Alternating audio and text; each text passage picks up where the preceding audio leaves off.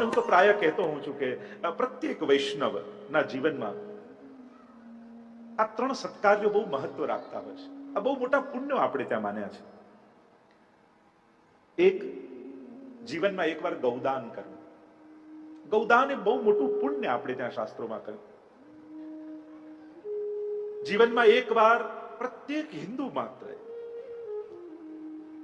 ગૌદાન જરૂર કરવું. યા પછી જ્યાં ગૌ સેવા થતી હોય ત્યાં જઈને યથાશક્તિ આપણે સહાયક થઈ શકીએ એનો પ્રયાસ કરવો. બીજું એક બહુ મોટું પુણ્ય આપણે ત્યાં કહ્યું છે કે જીવનમાં એકવાર આપણા થકી શ્રીમદ ભાગવત કથા થાય. એને પણ એક ભક્ત જીવનની બહુ જ મોટી એક ઉપલબ્ધિ યા એક બહુ જ મોટું સત્કાર્ય આપણે ત્યાં માનવામાં આવે કે આપણા પરિવાર થકી, આપણા થકી યા જ્યાં ભાગવત કથા થતી હોય ત્યાં એકવાર 7 દિવસ બેસીને ભાગવતજીનું શ્રવણ કરવું. એને વૈષ્ણવી જીવનની બહુ મોટી સફળતા માનવામાં આવી છે. એક બહુ મોટી સાધના એને કહેવાય છે. અને ત્રીજું, પ્રત્યેક કૃષ્ણ ભક્ત માટે મનમાં દરેકને એક વાર તો મનોરથ હોય કે ઠાકોરજી કૃપા કરે તો એકવાર વ્રજયાત્રા કરવા જવું છે. આ વ્રજયાત્રાને પણ આપણે ત્યાં બહુ જ મોટી એક ભક્તિની સિદ્ધિ માનવામાં આવે. અને માનું છું કે અહીંયા ઉપસ્થિત ઘણા લોકો વ્રજમાં વ્રજયાત્રા કરવા ગયા હશે. પણ એક બહુ જ મોટો સમુદાય એવો છે જ્યાં દેશને છોડીને ભારત નથી જઈ શકતો, યા ભારત જાય છે તો તીર્થોમાં નથી નિવાસ કરી શકતો. કદાચ તીર્થોમાં જાય પણ એ 40 દિવસની લીલી પરિક્રમા માટે એને આ વ્યસ્ત જીવનમાં સમય નથી. ઘણીવાર લોકો આજકાલ સમયમાં કહેતા કે અમે બહુ વ્યસ્ત છીએ, બહુ વ્યસ્ત છીએ. પણ અત્યારના સમયની દુવિધા વ્યસ્તતા નથી. આપણે બધા વ્યસ્ત નથી, પણ આપણા બધાની તકલીફ આપણે બધા અસ્તવ્યસ્ત છીએ. એ છે વ્યસ્તતા. એ રૂકાવટ નથી આપણી ભક્તિમાં, આપણી સાધનામાં. અસ્તવ્યસ્તતા જે જીવનની છે, જે જીવન વિખરાઈ ગયું છે, એની તકલીફ આપણા બધાને છે. બસ એને આ 7 દિવસમાં સમેટી પ્રભુની સાથે વ્રજયાત્રા કરવાની છે, મહાપ્રભુજીની સાથે વ્રજયાત્રા કરવાની છે. કોમલ પદ જ્યાં કમલ વિલસે ધન્ય કહું તે દેશ. જે ગોપાલદાસજીએ કહ્યું, શ્રી મહાપ્રભુજીથી શરૂ થયેલી આ દિવ્ય પરંપરા વ્રજયાત્રા 500 વર્ષોથી અખંડ રૂપે ચાલી રહી છે. આજે પણ વલ્લભકુલ થકી એ વ્રજમાં વ્રજયાત્રા ઉઠે છે. હજારો લોકો એ વ્રજયાત્રામાં જોડાય છે અને 40 દિવસ વ્રજમાં નિવાસ કરી વ્રજવાસી બનવાનો અનુભવ આજે પણ કરતા હોય છે. દિવ્યતા છે પ્રભુના નામ, રૂપ, લીલા અને ધામ. આ ચારેની દિવ્યતા આપણે ત્યાં સ્વીકારાઈ છે, મહત્તા સ્વીકારાઈ છે. ચારેનું એટલું જ મહત્વ આપણે ત્યાં માન્યું છે. આ ચારેને અભેદત્વ માનવામાં આવ્યું છે. પ્રભુ એમના નામમાં વસે છે, પ્રભુ એમની લીલામાં વસે છે, પ્રભુ એમના સ્વરૂપમાં વસે છે અને પ્રભુ એમના ધામમાં વસે છે. આ ચારેમાં પ્રભુનું સમાન મહત્વ આપણે ત્યાં સ્વીકારાય છે. નામથી ભક્તિની શરૂઆત થાય અને ધામમાં પ્રાપ્તિ થાય. એમ પણ લૌકિકમાં આપણે જોઈએ, કોઈનું બહુ નામ સાંભળીએ તો મનમાં એમ થાય કે એ કેવો લાગતો હશે, એને જોવાની ઈચ્છા થાય. એટલે નામ દ્વારા સ્વરૂપાસક્તિ પ્રગટ થાય. સ્વરૂપ જોઈએ તો એમ થાય કે આ શું કરતો હશે, લીલામાં આસક્તિ પ્રગટ થાય. અને લીલાઓ વિશે ખૂબ સાંભળીએ ત્યારે મનમાં એમ થાય કે આ બધી લીલાઓ ક્યાં થતી હશે, ધામમાં આસક્તિ થાય. તો આમ નામથી શરૂ થયેલી યાત્રા છેક ધામમાં પ્રાપ્તિ કરાવે. 84 કોષ બ્રજ પરિક્રમા આ મહોત્સવનું નામ છે. એટલે સૌથી પહેલા આપણે એ શીર્ષકને સમજી લઈએ. ઘણા જે બહુ જ કદાચ જોડાયેલા ન હોય એમને એમ થાય કે આ 84, આ કોષ શું, આ બ્રજ શું, આ પરિક્રમા શું. 84 કોષ. કોષ એક માપનું નામ છે. એક કોષ એટલે 3 કિલોમીટર લગભગ થાય. એટલે આખું જે વ્રજમંડળ છે, જે વ્રજમંડળને અનેક નામોથી શાસ્ત્રોમાં, ઘણી જગ્યાએ મથુરા મંડળ કહ્યું, ઘણી જગ્યાએ વૃંદાવન કહ્યું, ઘણી જગ્યાએ ગોકુલ નામથી પ્રસિદ્ધ થયું, અનેક નામોથી વ્રજમંડળ પ્રસિદ્ધ છે. પણ આખો જે મથુરા પ્રદેશ, પુરાણોમાં પણ જેને મથુરા મંડળ કહ્યું, યા બ્રજમંડળ કહ્યું. એ 84 કોષમાં, એક કોષ એટલે 3 કિલોમીટર અને એટલે 252 કિલોમીટરમાં વિસ્તારમાં જે ફેલાયેલું છે એને 84 કોષ કહેવાય. બ્રજ કોષ એક માપણી છે, એક નામ છે. જેમ આપણે ત્યાં માઇલ આદિ માપીએ છીએ એ રીતે બ્રજમાં કોષ બોલાય 3 કિલોમીટર. અને એટલા માટે આ 252 કિલોમીટરમાં ઠાકોરજીની આખી લીલા ભૂમિ પથરાયેલી છે, ફેલાયેલી છે. અને એનું આખું સ્વરૂપ કમળ આકારનું છે, જે તમારી સન્મુખ વ્રજ કમલના ભાવથી વિરાજમાન છે. એ આખું વ્રજમંડળ છે. અને એટલા માટે 84 કોષ. જો આપણે ત્યાં અમુક આંકો પણ વિશેષ રૂપે અંક, ભક્તિ માર્ગનું પણ એક અંક ગણિત છે. જેમ અનેક અંકો આપણે ત્યાં પ્રસિદ્ધ છે. 9 નો આંક બહુ પવિત્ર માનવામાં આવે, પૂર્ણાંક માનવામાં આવે. 11 ના આંકની વિશેષતા છે. એ રીતે જ 56 નો આંક આપણે ત્યાં વિશેષ રૂપે માનવામાં આવે. એ રીતે 84 ના આંકની મહત્તા છે. એ રીતે 108 જે મણકા આપણે ફેરવીએ છીએ, 108 ની પણ મહત્તા છે. ભક્તિ માર્ગનું એક વિશેષ પ્રકારનું અંક ગણિત પણ છે. કેટલાક આંકોની વિશેષતા છે. તો 84 લક્ષ યોનિઓ માનવામાં આવી છે. હિન્દુ ધર્મમાં એમ માનવામાં આવ્યું છે કે પ્રત્યેક જીવાત્મા 84 લાખ યોનિમાંથી પસાર થાય છે. અને એમ કહેવાય છે કે જે આ 84 કોષની પરિક્રમા કરે એને 84 લાખ યોનિમાં પડવું નથી પડતું. મુક્તિ કહે ગોપાલ સો મેરી મુક્તિ બતાય, વ્રજરજ ઉડી મસ્તક લગે તો મુક્તિ મુક્ત થઈ જાય.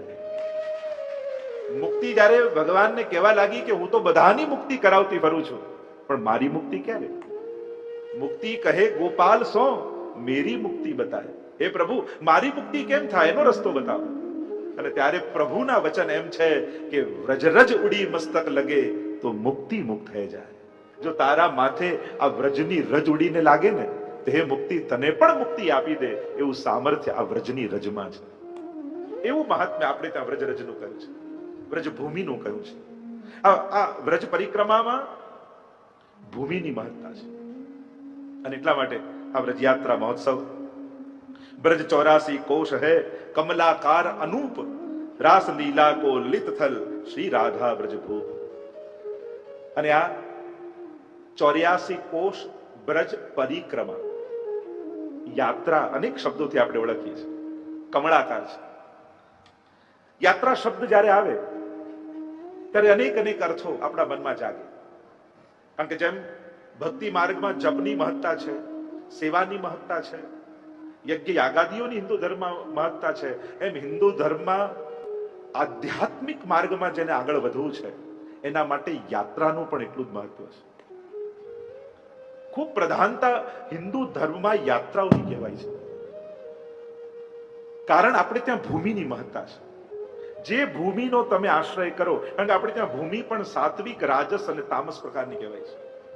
અને જે ભૂમિનો આશ્રય કરો એવું મન તમારું બને, એવી તમારા મંત્ર જાપ સાધનાની સિદ્ધિ થાય. અને એટલા માટે યાત્રાની વિશેષતા આપણે ત્યાં કહી છે. સંસ્કૃતમાં યા ધાતુ એટલે જવાના અર્થમાં જવું. સંસ્કૃતમાં યાત્રા શબ્દની વ્યાખ્યા કરી, યાત્રી તાતુમ આત્માનમ ઇતિ યાત્રા. જે આત્મા તરફ જવું એ યાત્રા છે. યાત્રામાં પણ બે પ્રકાર આપણે ત્યાં કયા. ઘણી જગ્યાએ યાત્રા શબ્દ સાંભળીએ, પણ જ્યારે વ્રજમાં જઈએ તો આપણે એક બીજો શબ્દ બોલતા હોઈએ છીએ, એ છે પરિક્રમા. તો થાય કે યાત્રા અને પરિક્રમા એક જ, એમાં ભેદ શું? યાત્રાનો અર્થ થાય ઘરથી તીર્થ તરફ જવું, તીર્થાટન કરવું, તીર્થમાં નિવાસ કરવો, આ બધાને કહેવાય યાત્રા. એમ તો એક અપભ્રંશ આપણે જાત્રા કહીએ ને, અને લોકો આમ લૌકિકમાં આમ બોલે વ્યવહારિક ભાષામાં કે ત્રાસ વેઠવાની ત્રેવડ હોય તો જા, એને કહેવાય જાત્રા. કે તારી બધી તૈયારી હોય, દરેક પ્રકારના કષ્ટોને સહન કરવાની તો જજે, પણ ત્યાં જઈને સુવિધા ગોતવા જઈશ તો સુવિધા મળશે પણ કદાચ કૃષ્ણ નાય મળે, ભગવાન નાય મળે. એટલે જ્યાં જે વ્યવસ્થા મળે ત્યાં સહન કરવાની તૈયારી હોય તો જવું, એને કહેવાય જાત્રા. તો યાત્રા એટલે સ્વલૌકિકમાંથી, સ્વસંસારમાંથી મુક્ત બની અને ભગવાનના ધામનો નિવાસ કરવો, ભગવાન તરફ જવું, એને કહેવાય જાત્રા. બીજો એક શબ્દ છે પરિક્રમા. વ્રજ માટે ખાસ આપણે જેમ અહીંયા લખ્યું છે 84 કોષ વ્રજ પરિક્રમા. પરિક્રમાનો અર્થ થાય જેની યાત્રા તમે કરવા ગયા છો એને પોતાના જમણા હાથ તરફ રાખી અને વર્તુળાકારે ફરવું એને કહેવાય પરિક્રમા. તમે ગિરિરાજજી આદિની કરો પરિક્રમા, વ્રજની પણ પરિક્રમા કહેવાય છે, કારણ કે વ્રજ કમળાકાર છે. એટલે જો વ્રજયાત્રા પણ ઉપડે મથુરાથી શરૂ થાય અને પાછી છેલ્લે ગોકુળથી મથુરા આવી, ગોળાકાર છે વ્રજ, છે ને કમળાકાર છે. અને એટલા માટે વ્રજ યાત્રા એમ શબ્દ કહીએ, પણ જ્યારે પણ આપણે જે પરિક્રમામાં ગયા એમ, તમે બદ્રીનાથ જાઓ તો એમ નથી કે બદ્રીનાથની પરિક્રમા કરવા ગયા, તમે કેદારનાથ જાઓ તો એમ નથી કેદારનાથની પરિક્રમા. પરિક્રમા શબ્દ વિશેષ રૂપે વ્રજ માટે વપરાય છે કે વ્રજ પરિક્રમા છે. તમે પરિક્રમામાં જવાના છો, આપણે સદમાં પૂછતા હોય, કારણ કે આ યાત્રા તો છે પણ એની સાથે પરિક્રમા પણ છે. તમે ગિરિરાજજીની પરિક્રમા કરો છો અને એટલા માટે જ્યારે પણ તમે ફરો છો ત્યારે ગિરિરાજજી તમારા જમણા હાથ તરફ રહે. તમે જોજો મુખારવિંદ પર દંડવત કરી અને દંડવતી શિલા તરફથી તમે આગળ વધો છો, એટલે આખા ગિરિરાજજીની પરિક્રમા કરો તો ગિરિરાજજી તમારા જમણા હાથ તરફ. આ પરિક્રમા તમે પૂજા આદિમાં પણ તમે જોશો તો પરિક્રમા કરતા હો તો જે સ્વરૂપની પરિક્રમા કરો એ તમારા જમણા હાથ તરફ, અને જમણા હાથ તરફ રાખી ગોળ ફરવું એને કહેવાય પરિક્રમા.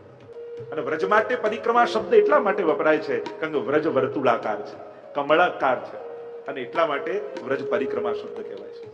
અને વ્રજ માટે પરિક્રમાના પણ બે ભેદ, જે શબ્દ પ્રાય પુષ્ટિમાર્ગી વૈષ્ણવ સાંભળતા હોય, જાણતા હોય. આપણે કહીએ ને લીલી પરિક્રમા કરવા જાઓ છો, વ્રજયાત્રા માટે એક બીજો શબ્દ છે લીલી પરિક્રમા ઉપડવાની છે અને અમે જવાના છે.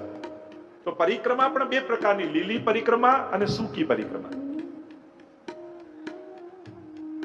વ્રજયાત્રાના અનેક શબ્દોથી આપણે ઓળખી, વનયાત્રા કે વ્રજયાત્રા કે લીલી પરિક્રમા, અથવા એક લખી આધિદૈવિક વ્રજયાત્રા, એવું પણ તમને પત્રિકામાં જોવા મળે. એની પણ આગળ આપણે ચર્ચા કરીશું. કારણ કે પરિક્રમા લીલી અને સૂકી તો ખરી, પણ આધિ ભૌતિક, આધ્યાત્મિક અને આધિદૈવિક આ ત્રણ પ્રકારની પણ કહેવાય. લીલી પરિક્રમા એને કહેવાય કારણ કે જ્યારે પ્રાય આજ સુધીની પરંપરા એવી ચાલે છે આપણે ત્યાં કે લીલી પરિક્રમા એટલે ભાદરવા વદી એકાદશીથી જે શરૂ થાય નિયમ લઈને વિશ્રામ ઘાટે અને છેક આસો વદ આઠમ સુધી જે ચાલે એને લીલી પરિક્રમા કહેતા હોય છે. પ્રાચીન પરંપરા એવી છે કે લગભગ દાન એકાદશી આદિનો દિવસ આવે અને ત્યારથી વ્રજયાત્રા આદિ શરૂ થતી હોય, એની આસપાસથી નિયમ લેવાય. એ જે યાત્રા અધ્યક્ષ હોય એ નક્કી કરે અને એની આસપાસના દિવસોથી, કારણ કે વર્ષા ઋતુ આદિ ધીમે ધીમે પૂરી થવા આવી હોય અને ચારે બાજુ લીલોતરી વ્યાપી ગઈ હોય, અને એટલા માટે એ દરમિયાન જે પરિક્રમા ઉઠે એને લીલી પરિક્રમા કહીએ છીએ. અને બીજી એક પરિક્રમાનો પ્રકાર આપણે ત્યાં વ્રજ પરંપરામાં છે અને એ છે ફાગણ મહિનામાં ઉઠતી હોય છે. તમે હોરી ખેલ આદિના દિવસોમાં જાઓ ને તો ત્યાં વૃંદાવનની પરિક્રમા ચાલતી હોય, ફાગણ માસમાં પણ પરિક્રમા થતી હોય, એને સૂકી પરિક્રમા કહેવાય.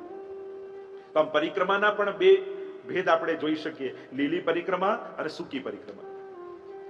આપણે તો હવે ભાદરવો મહિનો આજે નજીક છે એટલે આપણે તો લીલી જ માનવી. એ 40 દિવસની આખો પ્રકાર આપણે ત્યાં જે 40 દિવસની પણ વિશેષતા છે. તમે જોવા જાઓ તો ખેલના દિવસો 40 છે, 41 પદમાં એમ જો તો 40 પદ અને 41મો અને 13મો શિક્ષાપત્રમાં પણ 40 અને પછી 41. આપણે ત્યાં 40ની પણ વિશેષતા છે, એની પણ ચર્ચા આપણે આગળ કરીશું. કારણ કે ધર્મ, અર્થ, કામ અને મોક્ષ અથવા 4 પ્રકારના યુથ વ્રજભક્તોના છે વ્રજ મંડળમાં.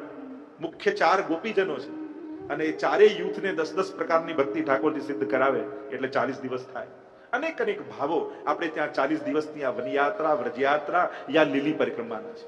યા એક બીજો શબ્દ મેં વાપર્યો હતો આધિદૈવિક વ્રજયાત્રા, કારણ કે એવું માનવામાં પુરાણોમાં એવા ઉલ્લેખ છે આ વ્રજયાત્રા માટે કે આ દિવસો દરમિયાન ભારતના સમસ્ત તીર્થો વ્રજમાં આવીને નિવાસ કરે છે. એવી કથા આવે છે જ્યારે પ્રભુએ અરિષ્ટાસુર આદિ અનેક વધુ કર્યા, વૃષભાસુરનો વધ કર્યો, એટલે રાધાજીએ તો કહ્યું કરે લાલન તુને એ બેલકુ માર્યો, આ બળદને માર્યો એટલે તને તો ગૌહત્યા લાગી. ભલે અસુર હતો પણ આવ્યો હતો બળદના રૂપમાં અને તેનો વધ કર્યો એટલે તને ગૌહત્યા લાગી કહેવાય. ભગવાન કહે પણ આ ગૌહત્યાનું નિવારણ કઈ રીતે કરવું? તો રાધાજીએ કહ્યું કે જેટલા પણ ભારતના સમસ્ત તીર્થો છે એ સમગ્ર તીર્થોની તું યાત્રા કરીને આવ તો તારી આ ગૌહત્યાનું પાપ જાય. પ્રભુ વિચાર કરે, હું બધા તીર્થોમાં જાઉં, ઠાકોરજી ઉપાડી વેણું, અને વેણુનો નાદ એવો પરમાત્માએ કર્યો કે આખા ભારતમાં એ વ્યાપી, અને વેણુ સાંભળી ભારતના જેટલા તીર્થો હતા એ બધા જ તીર્થો એ વ્રજભૂમિમાં આવી પ્રભુની આગળ હાથ જોડીને ઉભા રહી ગયા અને કહ્યું કે પ્રભુ આપ અમારો સ્વીકાર કરો. અને ત્યારે પ્રભુએ સમસ્ત તીર્થોના સ્વીકાર કર્યા. અને ત્યારે સ્વામીજીને કહ્યું કે જો આ સમસ્ત તીર્થોની યાત્રા મારી થઈ ગઈ, અને હવે તીર્થોને કહ્યું કે હવે આપ આપની જગ્યા ઉપર જાઓ પાછા. ત્યારે તીર્થોએ કહ્યું અમારું ભૌતિક સ્વરૂપ તો ત્યાં છે, પણ પ્રભુ અમને વ્રજવાસ કરવાનો આપે અવસર આપ્યો છે, તો પ્રભુ અમને એવા અમારા પર એવી કૃપા કરો કે જ્યારે આ 40 દિવસો હોય ત્યારે અમે બધા જ દર વર્ષે વ્રજમંડળમાં આવીને નિવાસ કરી લઈએ. અને પ્રભુએ ત્યારે આશીર્વાદ આપ્યા અને કહેવાય છે કે આ લીલી પરિક્રમા દરમિયાન સમસ્ત તીર્થો વ્રજમંડળમાં આવીને નિવાસ કરે. અને એટલા માટે જો તમે વ્રજયાત્રા કરી હોય તો તમને ખબર હશે, ત્યાં કેદારનાથ પણ આવે, બદ્રીનાથ પણ આવે, રામેશ્વર પણ આવે, બધા જ ભારતના તીર્થો એ તમને વ્રજભૂમિમાં મળે. અને એટલા માટે તો અમારા ભગવતીઓ પણ એમ કહે છે કે કોટી કલ્પ કાશી બસો કે અયોધ્યા કલ્પ હજાર, પણ એક નિમિષ બ્રજ में રહો તો બડ ભાગી કૃષ્ણદાસ. કે કોટી કલ્પ કાશી વસી જાઓ અને હજારો કલ્પ અયોધ્યામાં રહી જાઓ, પણ એક નિમિષ આંખનો પલકારો થાય એટલી વાર પણ જો કોઈ વ્રજમાં રહે ને તો ઠાકોરજી એના પર ચોક્કસ કૃપા કરી દે છે. તો આપણે બધા તો એવા ભાગ્યશાળી છીએ કે રોજ 7-7 દિવસ, રોજ 4-4 કલાક વ્રજભૂમિના સાનિધ્યમાં બેસવાના છે. એવું સૌભાગ્ય આપણને પ્રાપ્ત થયું છે.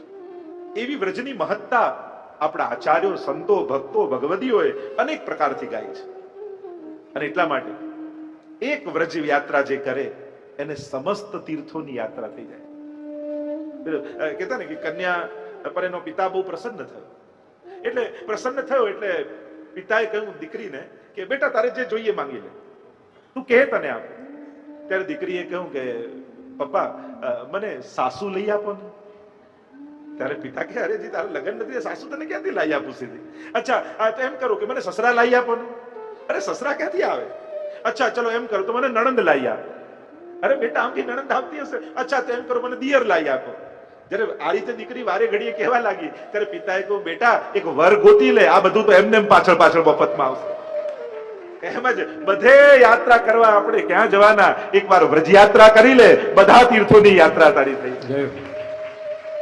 એવી આ વ્રજયાત્રાની મહત્તા, એવી ગાથા અને આપણા વડીલોથી આપણે જે સાંભળીએ છીએ વ્રજ માટેની એમની મહત્તા, એટલે દરેક વૈષ્ણવના મનમાં, અને હું ઘણાને ઓળખું જ્યારે પણ ભારત આવે ભલે 2 દિવસ તો 2 દિવસ પણ દોડતા, ભાગતા, ચાલતા, કૂદતા પણ ચોક્કસ ગિરિરાજજીની પરિક્રમા તો કરીને જ પાછા જાય. એવા આગ્રહ લોકોને એનો આનંદ હોય છે.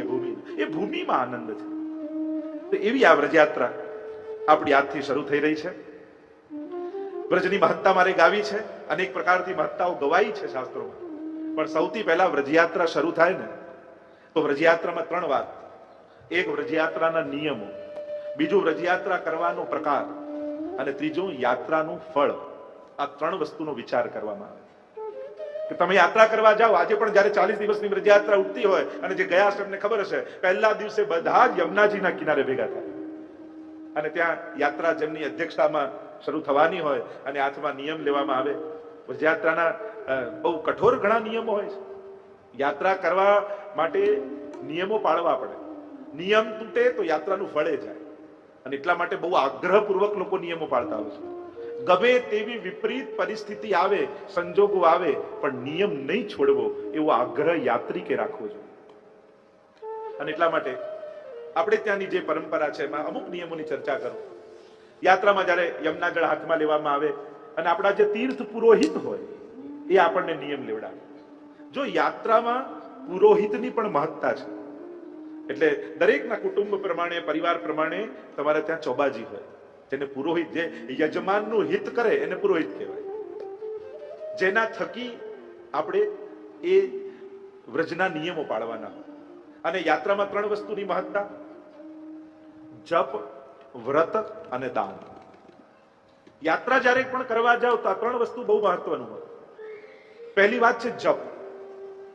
કઈ જગ્યાએ કયા મંત્રનું જપ કરવું, કયું નામ લેવું, એની પણ વિશેષતા છે. આપણે ત્યાં ઉપાસના પદ્ધતિમાં, મંત્રની આરાધનાઓમાં ક્યારે કયો મંત્ર કેટલી વાર જપાય ઘણી વાર આજકાલ બે પ્રકારની વિચારધારાઓ ચાલતી, ઘણી વાર ગણી ગણીને શું કરવાનું, તમારું મન લાગે ત્યાં સુધી મંત્ર કરો, મન નથી લાગતું તો શું. ઘણી જગ્યાએ એમ કહેવામાં આવે આટલા મંત્ર, આ મંત્ર છે તો આટલી વાર જપવું જોઈએ, આ મંત્ર છે તો આટલી વાર જપવું જોઈએ. જેમ એક વિધાન છે કે જેટલા અક્ષરનો મંત્ર હોય એટલી લાખ વાર, અથવા જેટલા શ્લોકનો પાઠ હોય એને એટલી વાર આપણે કરતા હોય. જેમ કહીએ યમનાષ્ટક 9 વાર કરો, 9 શ્લોકો છે. 35 વાર સર્વોત્તમ સ્તોત્ર કરો, 35 શ્લોકો છે. એમ જેટલા મંત્રોના અક્ષર હોય એટલી લાખ વાર એનો જપ થાય. તો યાત્રામાં આ 3 વસ્તુની બહુ મહત્તા. પહેલો જપ. જ્યારે પણ વ્રજમાં જાઓ, યમુનાજીના તટમાં હો કે ગિરિરાજજીની તળેટીમાં હો, બને તો નક્કી કરજો કે આવી અલૌકિક જગ્યાએ બને એટલું લૌકિક ઓછું બોલીશ. કારણ કે તમે કોના સાનિધ્યમાં ઉભા છો એ ભૂલી જશો ને તો લૌકિક વિચાર આવશે. તમને પ્રેસિડેન્ટ કોઈ જમવા બોલાવે ને તમારી બાજુમાં બેઠા હોય ત્યારે તમને પ્રેસિડેન્ટ સિવાય બીજું કોઈ વિચાર આવે? તમારી મહત્તા છે.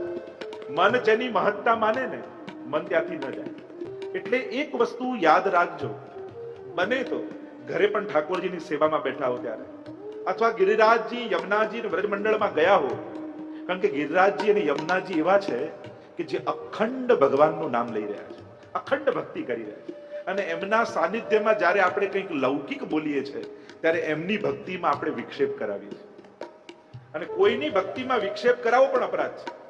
એટલે બને તો કોશિશ કરજો, જ્યારે પણ તમે વ્રજયાત્રા કરવા ગયા હો, ગિરિરાજજીની પરિક્રમા કરવા ગયા હો, યમુનાજીના પાન કરવા ગયા હો, તો કમથી કમ આ તત્વોની સાનિધ્યમાં હોઈએ ત્યાં સુધી બને તો લૌકિક વાત નહીં વિચાર, બને તો લૌકિક વિચાર નહીં કરો, તો અખંડ ભગવત નામ લે.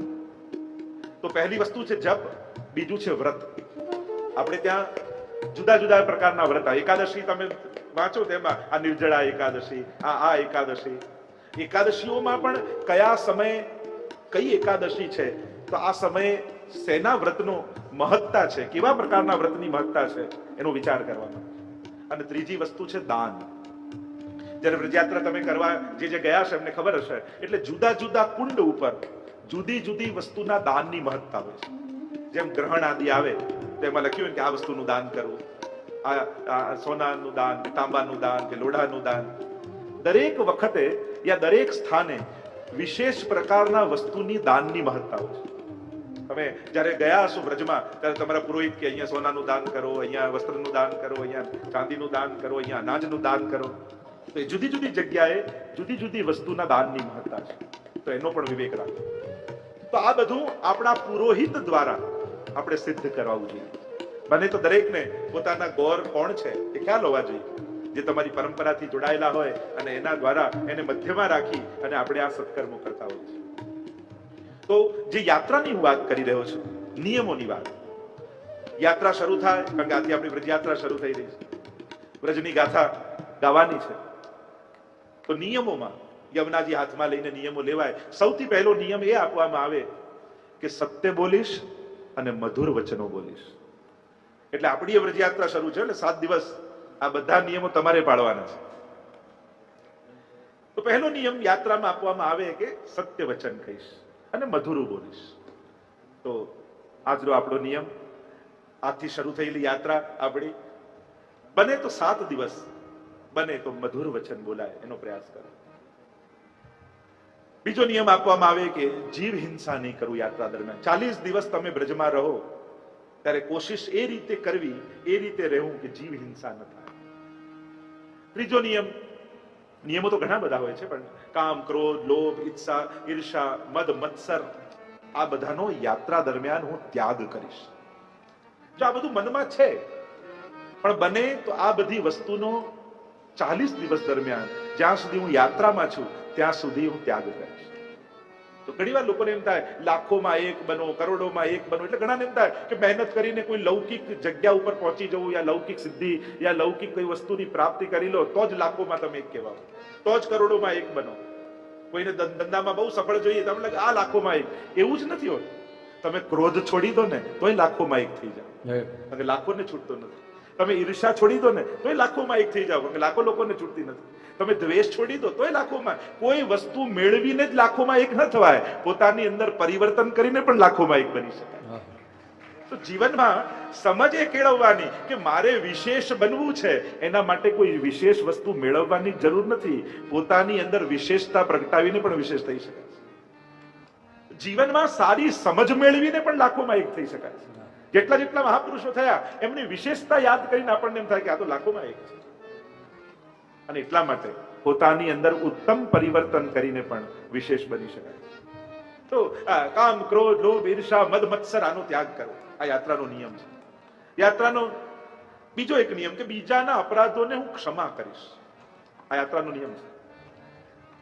આપણે કોઈને દુઃખ ના આપીએ પણ બીજાથી ઘણીવાર આપણને દુઃખ મળતું હોય અને આપણને એમ થાય કે આને આવું કેમ કર્યું. પણ યાત્રા કરવા નીકળ્યા છો એટલે અત્યારે હું ભગવાન મેળવવા નીકળ્યો છું. એટલે મારે કોઈ પણ લૌકિક પ્રપંચમાં ફસાવું નથી. એટલે બીજાના અપરાધોને હું ક્ષમા આપીશ. અમારા હરિરાય મહાપ્રભુજી તો એમના શિક્ષાપત્રો આદિમાં કહે છે કે બીજાને ક્ષમા ન આપવી પણ અપરાધ છે. કારણ કે આપણી દયા એ બીજાની યાચના ઉપર ડિપેન્ડ શા માટે રહે? પેલો ક્ષમા માંગે ત્યારે જ આપવું ના. એને અપરાધ કર્યો, મારે એ અપરાધને સંગ્રહિત નથી રાખવો, મારે એને ક્ષમા કરવો છે. યાત્રાનો નિયમ, જે કોઈના બીજાથી પણ ત્રુટિ થાય તેને હું ક્ષમા આપીશ. આગળ અનેક નિયમોની ચર્ચા કરવામાં આવી છે. શુદ્ધ પવિત્ર આચાર વિચાર રાખીશ. કષ્ટ પડે તો એ ધૈર્ય રાખીને બધું જ સહન કરીશ. યાત્રામાં જ્યારે પણ જાઓ ત્યારે ફરિયાદો ઓછી કરો અને સહન કરતા શીખો. વિપરીત સંજોગોને સહન કરી મારું મન ભગવાનમાં રહે છે કે નહીં, આ આપણી પરીક્ષાની ઘડી હોય છે. વિપરીત સંજોગો હોય છે ને, એ તો આપણી પરીક્ષાની ઘડી હોય છે. અને આપણે આખું વર્ષ સારું ભણતા હોઈએ છીએ, પરીક્ષામાં જ ફેલ થઈને પાછા આવીએ છીએ. અનુકૂળ સંજોગો એ આપણી જાતની પરીક્ષા નથી. પ્રતિકૂળતામાં જ આપણે કેવા છીએ એ આપણે ચકાસવાનો સમય આપણને મળે છે. અને એટલા માટે જ્યારે પણ યાત્રામાં જાઓ, કારણ કે વ્રજયાત્રામાં તમે જે ગયા હશે ખબર હશે, એમાં જુદા જુદા આ વીઆઈપી પાલ, આ સાદા પાલ, આ વ્રજવાસીના પાલ, અનેક પ્રકારના પાલ એમાં હોય. જેમ તમે જે લીલી પરિક્રમામાં કદાચ ન ગયા હોય તો એમને કહી દઉં, એના બધા નિયમો હોય. પાટ પર સુવાનું, ગાદલું નહીં વાપરવાનું, નાનકડા એક ટેન્ટમાં રહેવાનું હોય છે, રોજ 2 ડોલ તમને પાણી મળે, એનાથી જ આખો નિર્વાહ ચલાવવાનો હોય. સવારે 4 વાગે ઉઠીને ચાલતા ચાલતા જવાનું હોય. પગમાં ચપ્પલ આદિ નહીં પહેરવા, એનો પણ નિયમ આવે છે. સાબુ આદિનો ઉપયોગ ન કરવામાં આવે. દાઢી, નખ, વાળ આદિ કાપવાના નિષેધ હોય. આ બધા નિયમો છે. એટલે તમે વ્રજયાત્રામાં જુઓ તો બધાની દાઢી એવી વધી ગઈ હોય, વાળ મોટા વધી ગયા, ઘણા તો ઓળખાય નહીં. પણ આ વ્રજયાત્રાના નિયમો છે. એ સમયે એક સંન્યાસી જેમ રહે એ રીતે તમારે રહેવાનું હોય છે. આ 40 દિવસ એ વૈષ્ણવી સંન્યાસના દિવસો છે. કારણ કે એમ વૈષ્ણવ ધર્મમાં સંન્યાસની પરંપરા નથી. પણ આ 40 દિવસ તમે વ્રજયાત્રામાં જાઓ તો એક સંન્યાસી વૈષ્ણવ, એક વિરક્ત વૈષ્ણવ કેવો હોય કે જે ઘર બાર છોડીને જેમ સંન્યાસી વનમાં રહેતો હોય, અને એ વનમાં રહેવાની અનુભૂતિ આ 40 દિવસમાં તમને થાય. અને એટલા માટે આ બધા નિયમો આપવામાં આવે છે.